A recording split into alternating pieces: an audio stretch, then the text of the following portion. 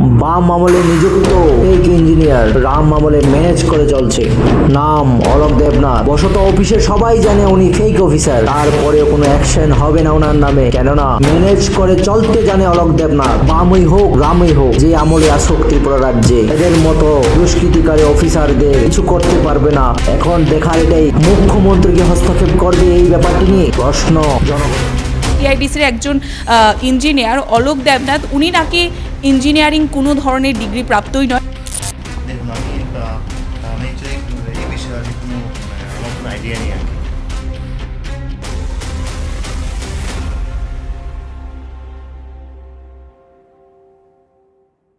বর্তমানে আমরা উপস্থিত রয়েছি টিআইডিসি যে অফিসটি রয়েছে সেই অফিসে। আমাদের কাছে একটি অভিযোগ রয়েছে, আমরা সেই অভিযোগের ভিত্তিতেই আজকে এই জায়গায় এসে পৌঁছই। যে অভিযোগটি ছিল যে এই টিআইডিসিতে কর্মরত একজন ইঞ্জিনিয়ার, যার নাম আমরা উল্লেখ করছি, নাম হচ্ছে অলোক দেবনাথ। কেননা আমাদের পূর্বে পত্রপত্রিকাতেও এই বিষয়টিকে নিয়ে লেখা হয়েছে। আমরা দেখতে পাই যে টিআইডিসির একজন ইঞ্জিনিয়ার অলোক দেবনাথ, উনি নাকি ইঞ্জিনিয়ারিং কোনো ধরনের ডিগ্রি প্রাপ্তই নয়। তিনি ইঞ্জিনিয়ারিং কলেজের আশেপাশেও নাকি ঘিরেনি কখনো, এ ধরনের অভিযোগ আমরা দেখতে পাই। এবং সেই ভিত্তিতে যখন আমরা টিআইডিসিতে এসে পৌঁছই, এখানকার যারা কর্মরত ইঞ্জিনিয়ার্সরা রয়েছেন বা জিএম, সম্পূর্ণরূপে এই বিষয়গুলোকে তারা এড়িয়ে যাচ্ছেন। কেন? যদি অলোক দেবনাথ নামক যিনি ইঞ্জিনিয়ার রয়েছেন, ওনার যদি সঠিক তথ্য থাকে, টিআইডিসিতে রেকর্ড যদি থাকে, তবে তার সংবাদ মাধ্যমের সামনে তুলে ধরতে কী অসুবিধা রয়েছে, তাকে নিয়ে কিন্তু একটা বিরাট প্রশ্ন বর্তমানে জেগে উঠেছে টিআইডিসির এই ভূমিকায়। তাছাড়াও আমরা দেখতে পাচ্ছি যারা ইঞ্জিনিয়ার্সরা রয়েছেন তাদের সহকর্মী হতে পারে সেখানে ইঞ্জিনিয়ার অলোক দেবনাথ হওয়াতে কি তবে সেই বিষয়টাকে সম্পূর্ণ চাপিয়ে যাওয়া হচ্ছে, সেই বিষয়টিকে কেন্দ্র করেও কিন্তু বর্তমানে একটা বড় প্রশ্নচিহ্ন রয়েছে, যাকে কেন্দ্র করে আমরা উপস্থিত রয়েছি টিআইডিসি অফিসে। কিন্তু এখনও পর্যন্ত আমরা দেখতে পাচ্ছি যারা ইঞ্জিনিয়ার্সরা রয়েছেন তারা কিন্তু বিষয়টিকে এড়িয়ে যাচ্ছেন। কী কারণে সংবাদ মাধ্যমের মুখোমুখি হচ্ছেন না তারা, তাকে নিয়ে কিন্তু একটা বড় প্রশ্নচিহ্ন রয়েছে। এই একজন সহকর্মী অলোক দেবনাথ, উনি ইঞ্জিনিয়ারিং কোনো ডিগ্রি করেন নয়, কিন্তু তারপরেও তিনি টিআইডিসিতে কাজ করছেন। সেই অভিযোগের ভিত্তিতে আপনার কি মতামত একটু জানতে চাই। দেখুন, আমি অ্যাকচুয়ালি এই বিষয়ে আমি আমার কোনো আইডিয়া নেই আর কি।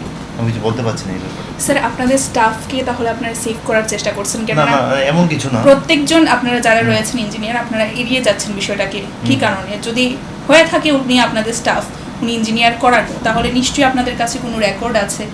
সেটা তো আমাদের অফিসিয়াল রেকর্ডের মধ্যে থাকবে। স্যার, অভিযোগ আসছে, পত্রপত্রিকায় আসছে, আপনারা সেটা ক্লিয়ারিফাই করবেন না? আমি কিছু বলতে পারছি না অ্যাকচুয়ালি এই ব্যাপারে। আপনি আমাদের যে এস্টাবলিশমেন্ট ইনচার্জ আছে ওনার সঙ্গে কথা বলতে পারেন। কে আছেন স্যার? যে পিএস দেবনাথ স্যারের সঙ্গে কথা বলতে পারেন। একটা বিষয় জানতে চাই, আমাদের কাছে একটা অভিযোগ আসে, তো সেই অভিযোগের ভিত্তিতে আমরা ছুটে এসেছি টিআইডিসিতে। আমরা একটা বিষয় জানতে চাইবো আপনার থেকে। আমাদের কাছে একটা অভিযোগ রয়েছে যে টিআইডিসির যিনি ইঞ্জিনিয়ার অলোক, উনার নাকি কোনো ইঞ্জিনিয়ারিং ডিগ্রি নেই। এ বিষয়ে আপনি কি বলবেন? স্যার, কিছু নেই এরকম। আপনাদের এখানে অলোক দেবনাথ নামে কোনো ইঞ্জিনিয়ার আছে? ইঞ্জিনিয়ার আছে। কিন্তু আমাদের কাছে যতটুকু অভিযোগ রয়েছে পত্রপত্রিকায় আমরা দেখতে পাচ্ছি যে উনার কোনো ইঞ্জিনিয়ারিং ডিগ্রি নেই। তারপরে তিনি কিভাবে ডিপ্লোমা ইন ইঞ্জিনিয়ারিং? আচ্ছা, আপনাদের কাছে উনার তথ্য আছে উনি যে ডিপ্লোমায় করা আছে ইঞ্জিনিয়ার? কাগজপত্র আছে অফিসে। আচ্ছা, আমাদেরকে একটু দেখানো যাবে? কেননা অভিযোগ উঠে আসছে, পত্রপত্রিকায় উঠছে যে টিআইডিসিতে। আমরা দিয়ে দেবো, আপনারা যদি চান। আচ্ছা, আপনাদের কাছে আছে। আচ্ছা, এখন আজকে উনি কোথায়? আজকে তো উনি আসছে কিনা আমি জানি না, না ফিলে গেছে কিনা। তো উনির মা অসুস্থ অ্যাকচুয়ালি আজকে।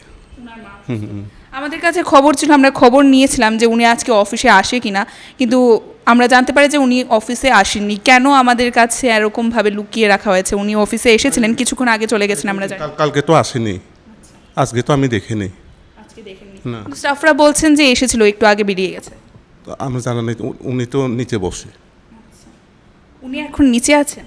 নিচে আছে কিনা আমি জানি না, আমরা দেখতে পারি। আমরা ক্লাস 4 আছে, আপনারা যেতে পারবেন নিচে বসে। অলোক দেবনাথ স্যার নিচে আছেন? নিচে আছে কিনা আমি জানি না, ওনার রুমটা নিচে, অফিসিয়াল রুম।